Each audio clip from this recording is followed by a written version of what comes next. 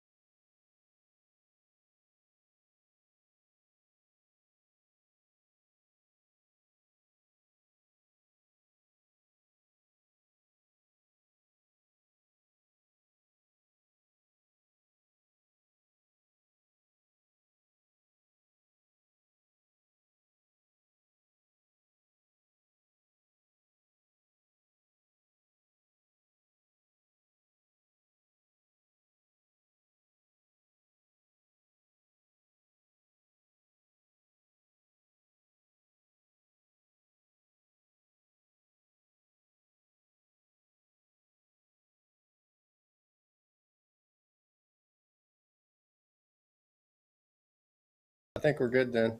Anything else you need from me?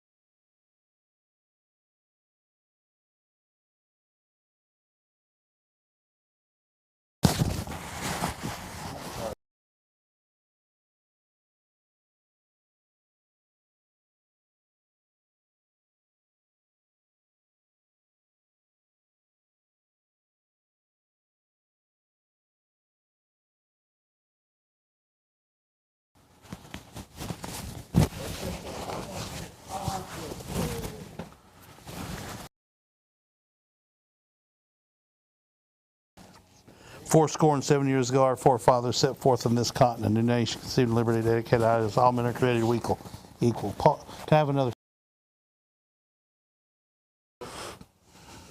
Yep.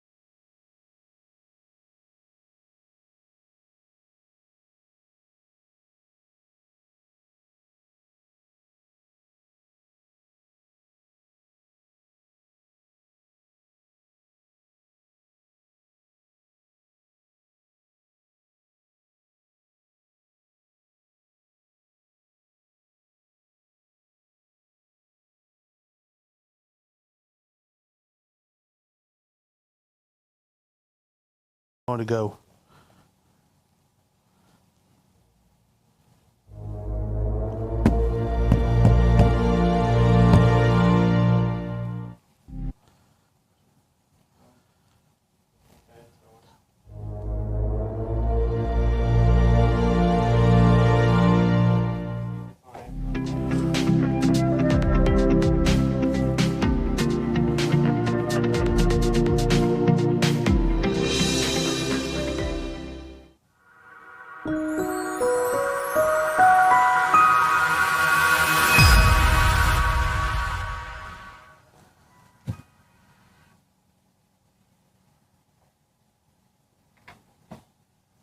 Hey everybody, Kent Martz here from Explore Scientific. Thanks for joining us on Thursday here on Amazon Live. Today we're doing a show called On the Wing. It's about birding, which is, sort of an outdoors activity. And I thought, I'm going to add a few other things to the lineup of stuff we've been talking about for the past few weeks. The first things I'm going to add over, and these are over in the carousel, these are the National Geographic trekking poles. These are a fantastic set of trekking poles, and if you look closely, you're going to see there's mud on these trekking poles right here, because this is the set I use myself. I love to take these out hiking. My wife loves to use these. She can be unstable sometimes, and these out hiking give her a tremendous sense of stability and balance, having that third leg out there. And you come apart, obviously, but we don't want to do that. But we do want to put them out to their maximum right there. And I'm getting a bad echo again. And you can set these to whatever height you need them at, okay? So I like to set these. So I've got basically a straight out arm. This might be a little high, but it's okay right here. You know, I'm not up like this or way down here. I like to have it so I got a little bit of reach and can have some stability. Has a wrist strap you can put on, so if you lose it, it'll stay with you right there. Get it right there. Easy to put on. You can tighten it up if you need to, if you want a good tight, you know, to keep a hold of it. But right there. Has a cork grip and is adjustable to many heights. You can also adjust the clamping tension on these clamps simply by turning the nut just a little bit, and you can make it clamp a little bit harder if you think you need to. And so here we go. You can see right here how the clamps work, and you just clamp it and unclamp it, and obviously you don't want to pull it out because that's not good. Go to the maximum height, get it where you want it. If you want a little bit more clamp, you just tighten that screw up and then snap it down, and there we go. Same with this one. Has a titanium tip right here that I think you can see on the close-up, and it also comes with these nice feet that simply go on. This would be a foot for a slick rock surface right here, a foot for like if you're indoors on nice carpet or, you know, a nice tile floor that you don't want to mess up. Yes. Holler if you need anything. I will. So this is a snow basket or a mud basket. Goes on like that, and then the snow baskets screw in all the way up here. You don't want them coming off. Those screw in just like that, and now you've got a snow basket so you can use them when there's snow on the ground. These are the trekking poles from National Geographic. A great little tool to use when you're out birding. How would you do that? Well, I'll show you how you would do that. Let me put since I'm in here inside on the carpet, haven't told you, it comes also with a nice carrier bag. You can fit the feet and the trekking poles in here, and this is great.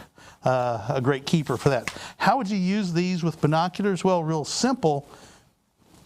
Being steady gives you the ability to see better, and you can very simply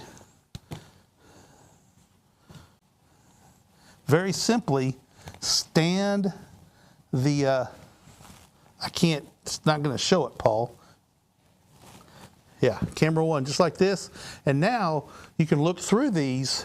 Obviously, this is too high because it's on the table, but you get the point. You can look through these, right? And having a stabilizer is going to give you the ability to hold the binoculars steady. And if you hold them steady, you can see better details. You can see a whole lot better details if you can hold this steady. Now, I'm just holding it up, but if you're going to stick it on the ground or prop it up on a rock or on a fence post or something and get it to the height you need it, this is going to provide some image stabilization without having the expense of thousands of dollars to have image stabilized binoculars. The more you hold still, the more you're going to see. So this is a great little addition to your kit if you like bird watching. This is the trekking poles from National Geographic, a fine set of kit, and I'm just going to drop this stuff down here on the floor and pick it up after the show. Another thing, you know, a lot of birding goes on. You want to be out there in the morning, and you want to get outside when the sun comes up, because that's when you're going to see a lot of bird activity. Seeing your way in the dark is an important thing too. This is the headlamp from National Geographic. It is especially bright. It's like 550 lumen, and there we go. This has been set in my truck. I'm lighting up Noah over there right now. I'm sure he's happy about it. This is a lot brighter than you think it is, isn't it, Noah? Even from, it's a lot of light coming out of here, and you can step through it to a dimmer mode. You can go to a sort of a wide, softer light. You can go to a dimmer, soft light. It has a red mode on it, and then it goes into a flashing SOS mode. And so with the red mode, if you just hold the button down, it just goes straight into red mode. So you can use this at night and not ruin your night vision. Great for astronomy. If you wanted to wear it on your head, it comes with a simple little head strap and a little keeper, so you can point the light down to wherever you need to point it. If you need to work it right here, use it working on your car or out setting up your campsite, whatever. This would be a great addition to your kit. This is my personal one that I pulled out of the back seat of my truck. It's been back there for probably 4 months since I've charged it up. It's still bright as day. I've used it a little bit, but it's holding a charge really well. It comes with a magnetic adapter that goes right here, plugs into any USB port, and you have the ability to charge it up out of a USB port. Holds a charge for a long, long time. These are a good selling item right here, especially bright. We've taken them to some outdoor shows, and people were excited and bought dozens and dozens of these from the staff at that outdoor show, and the dealers were buying them left and right. We have these in stores all over the place. You can pick them up, especially right here on the Amazon live program. You can go over to the carousel, and they're in the carousel right now. Aren't they, Noah? Right? Yep. You got those in the carousel. They're over in the carousel right now. You can pick those up. Oh, I see it's clicked up as the featured product. So very popular item. Pick yourself up a National Geographic LED headlamp. It says Bresser, but the picture's a National Geographic. So it's Bresser National Geographic. Same things. Pick them up in your carousel right now. Multi-uses, not just burning. So let's get on down the road and let's talk about birding real quick. If you want to be Mike Overacker, I gotta get me a set of them. The trekking poles, yes, Mike. You can click over in the carousel and get them sent to you right away through Amazon.com, and those will come to you in a nice little package. Everything's there. They're especially nice to use. And I'm going to be using them on a couple of upcoming trips where we're going to be doing some birding and some hiking, looking forward to that. So, pair of binoculars. You don't have to have binoculars to do birding show, but you can do it with your eyes, but a pair of binoculars makes it better. We've got a question here. Yeah, I'm not going to, yeah, those need to be blocked. Thank you very much. I'll block it. Yep. Have some trolls. We don't get trolls very often, but when we do, Noah runs them back under their bridge because that's where trolls need to stay. So, if you have a pair of binoculars, you can do birding. The other thing that you need, even if you're looking at birds with your eyes, you need a bird book. And over in the carousel, you're going to see the National Geographic Field Guide to the Birds of North America. It's a great tool to use to identify birds. In fact, was out over the weekend, was kayaking on an area lake and saw a shorebird and could get within about 40 feet of it. But when you're shooting with a smartphone, it doesn't have a really good optical zoom. You have to do digital zoom, and I did that. And we have video, a couple of pictures.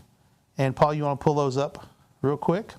Do the pictures first, and then do the video.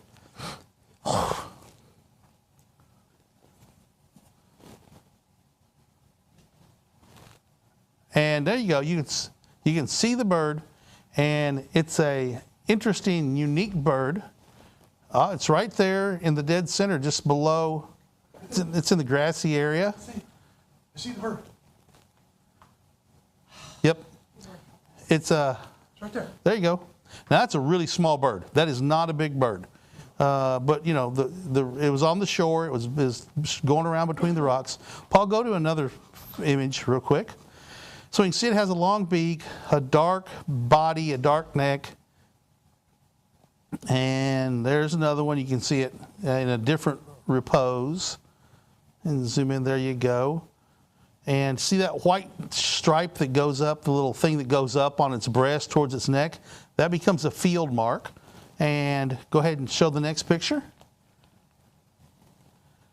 And here we go. And then we're going to have a movie that's going to show it walking. So there's another view of it. And this bird is only about maybe 6 inches long. It is a really small shorebird. It was the only one. It was by itself. And I determined it was a Sandpiper. And let's go to the movie now, Paul.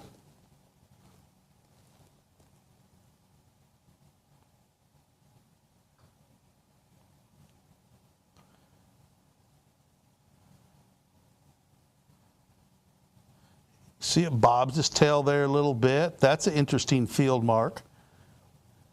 I should have put the picture. There's some deer off to the right. I should have included that.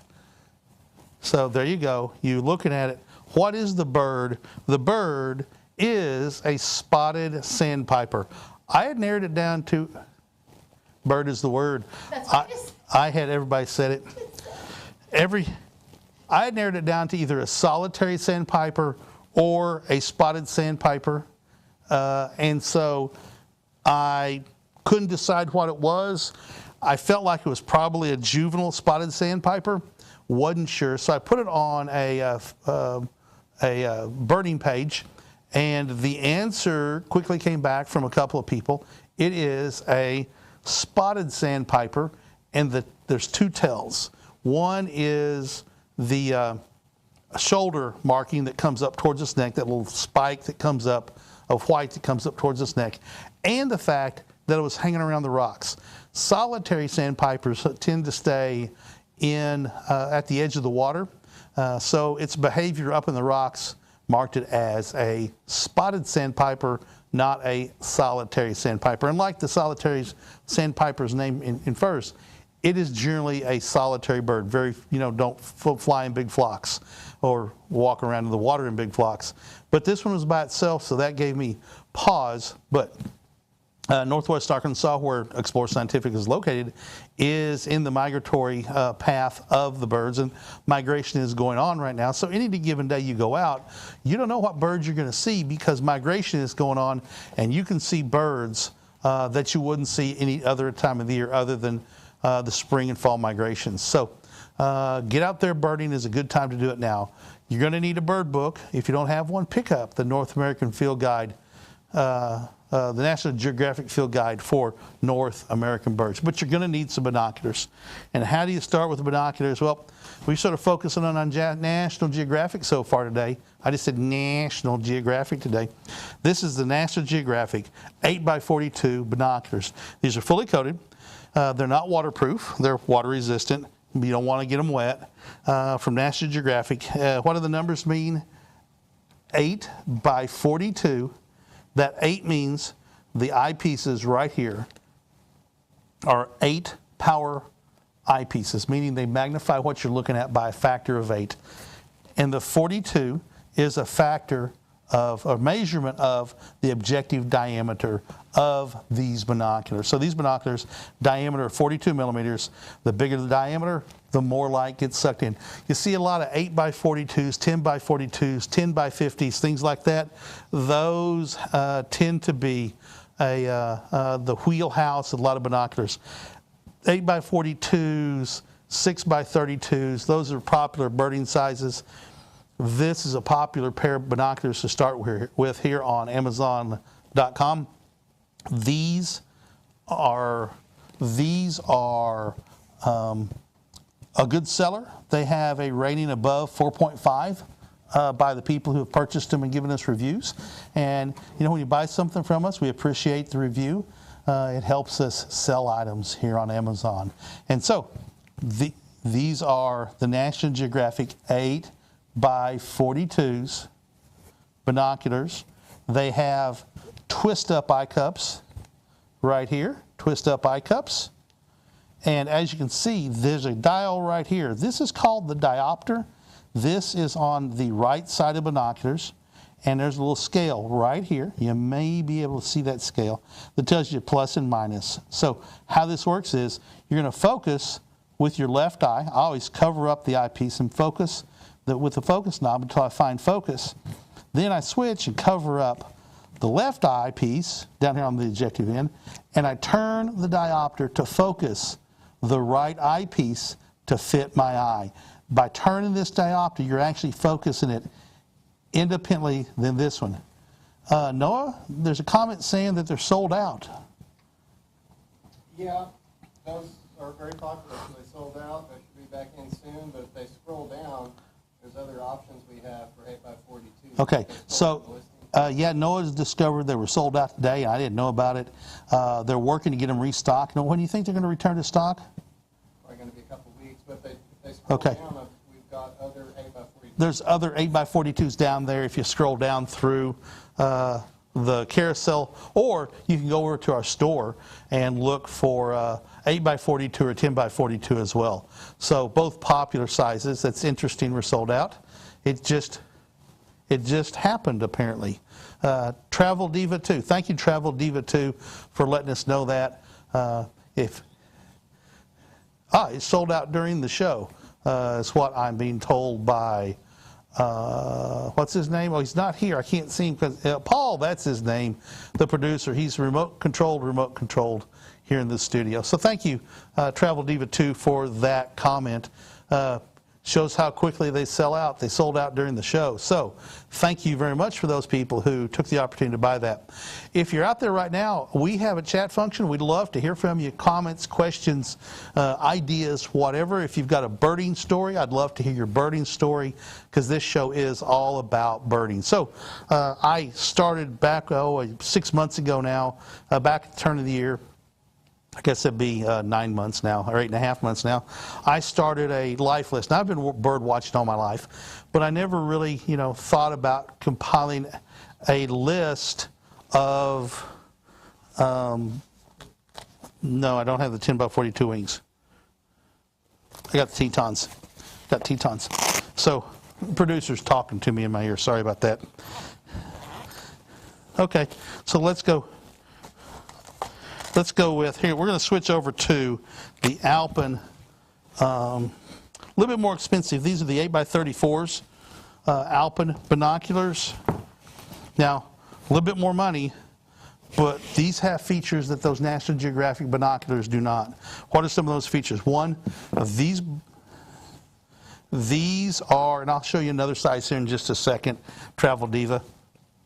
And if you're out there, give us a shout out. I'm thinking ahead of what I can speak. So these are the Alpine Wings. Wings is a series of binoculars. From this point up, all these binoculars are purged. So the air inside has been replaced with a neutral gas, either argon or nitrogen. What that does is it removes all the moisture, because both those gases are dry. They don't hold water, and once the air's out, they can't fog up. So if the conditions get right, that some pairs of binoculars would fog up, these won't, because they're sealed, right? They're purged with nitrogen, and yep. So the binoculars, I think we got a little video going. There we go. And we're tight on these right now. These are 8x34, meaning 8 power eyepieces, 34 millimeter diameter objectives. These objectives right here have flip up eye covers and a pair that hooks on to the shoulder strap that comes with these, so you can't lose them right there. And these go on right there. Like all good binoculars, have twist up eye cups. If you wear glasses, I always take my glasses off when I use binoculars. And they have a diopter on the right side. They have a diopter right here on the right side, so you can focus your right eye. So you can focus your left eye and then focus your right eye. So they're both in focus. What is the benefit of that? The benefit of having both eyes in perfect focus for that eye means that your eyeball doesn't have eye strain. Your brain is not trying to get your eyeball to change shape or trying to force things to get into focus. If both eyes are in focus, your eyes relax, your brain relaxes, you relax, and therefore you get a much more pleasant use of those binoculars. So little trick I teach people how to use binoculars. Well, get them in focus wherever you're going to focus on, and then if you want to hold still, like I said, one way to do it is using the hiking staff, the trekking pole, to hold them up. Another way to do it is elbows in, get a good grip, get everything in focus, then bring the binoculars up and push them up onto your above your eye, all right? And now hold your elbows in. You're going to be able to hold still a lot better and get less jumping around. Your arms are moving, your muscles are moving. Every time your heart beats, everything moves. This helps hold that down. And I need to bring a ball cap. Another way I do it is I've got a ball cap on that's fitted, not a one-size-fits-all that's stretchy, but a fitted or a snapback, good and tight. When I come up, I grab the bill of my cap and pinch down. So I've already got them in focus, and now I've locked them into my elbows. I've locked them into here, and they're locked into the bill of the cap. You'll be amazed at how much better you can see with a pair of binoculars, because holding still gives you so much more view. Pekka, hello Pekka, how are you? Can you show how to check out if the binoculars have a good quality prism installed like Poro? There's no real way to do it to check the quality. You get up into our high-end binoculars and you get a prism called an Abbe, A-B-B-E. That's how I pronounce it. I've never found a good pronunciation guide. It's a special design. It's expensive prism to make, but it provides extremely sharp, crisp, and bright viewing. What does a prism do in binoculars? Well, there's a prism in here that you can't see, but they're inside, and that prism, if that prism wasn't here when you looked in binoculars, these are just telescopes, right? And in a telescope, when you look at something, it's upside down and backwards. And if you wonder, well, why, you can look it up, or you can just get yourself a silver kitchen spoon. And if you look at it in the part that holds the cereal or the food, hold it up and look at it, you're going to be upside down in there. Why? Because that's a lens, and it's flipped the image when it reflected it back to you. If you want to turn it around, look at the back side, that's like a magnifying glass sort of. You're right side up, but you're a lot bigger. It makes you bigger. So a spoon does the same thing. These would be upside down if you didn't have these prisms. What do the prisms do? They flip everything correctly and make sure it's left and right oriented.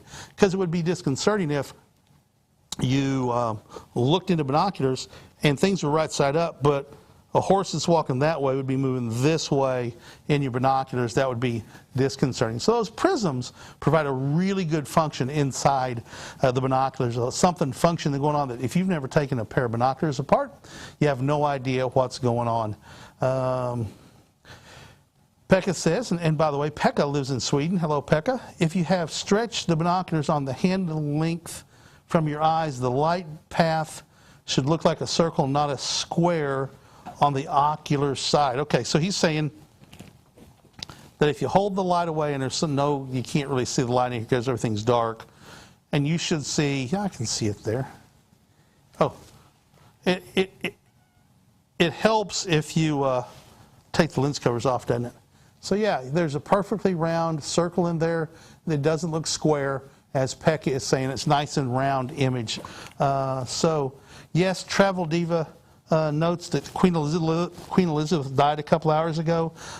Sad day for our friends in Britain and her various forms of sovereign nations, but yet affiliated with the United Kingdom. So Canada, obviously, Jamaica, there's all sorts of people who are still affiliated with the Queen, the monarchy of England. Served for, I think it was 70 years, the longest serving British monarch.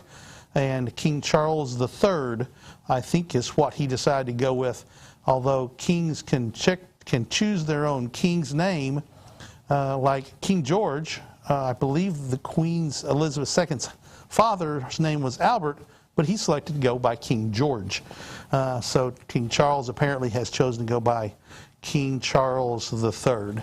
And, she was performing her royal duties 2 days ago. She swore in the new prime minister, and I believe that was her last official duty. And she actually, I was hearing on the radio a few minutes ago, she actually stood for it and had been having mobility issues, but was able to complete her duties and in swearing a new prime minister, and went very quickly. So that,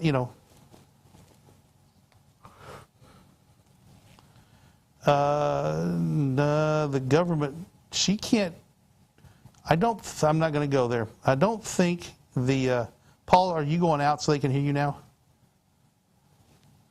Okay. Paul was in my ear saying he thinks the government serves at her pleasure. I think that they form a coalition. I don't think she can disband the government and force an election. I don't know. That's politics in another country. I'm not going to get involved. Kent, make a test with cheap binoculars and real quality ones and see what I mean.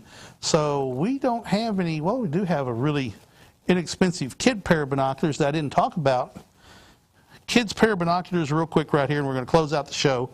This is a pair of Bresser 6x21 kid specialized binoculars. Now, these look like toys. These are real binoculars.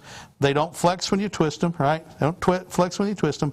Has a nice focus, and you know they're real. They got glass, they got metal, and they have a diopter right there. So these are real binoculars. They're kid specialized, but these are the real McCoys, the real deals. This isn't a pair of toy binoculars. Okay, this is not a pair of binoculars right here. That's a toy. They're called kid specialized, but these are real binoculars.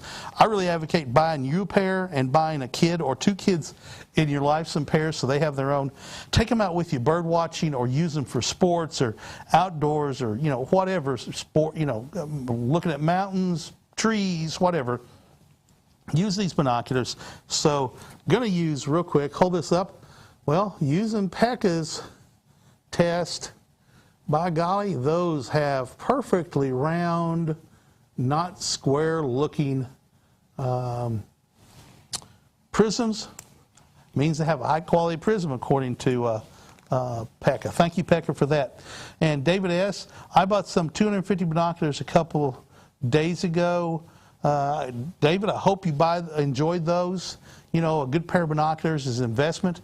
We have a pair over here. We're not going to show them today because we're running out of time, but they are fantastic pair of binoculars, super bright, wonderful things. Treat binoculars like their investment. Now, an inexpensive pair like these Kid Specialized, if kid breaks them, you're not out a lot of money, but these are great binoculars. These are nice binoculars. I've done astronomy with them. I've done bird watching with them. Going to Arizona in a couple of weeks. Going to use them for bird watching there.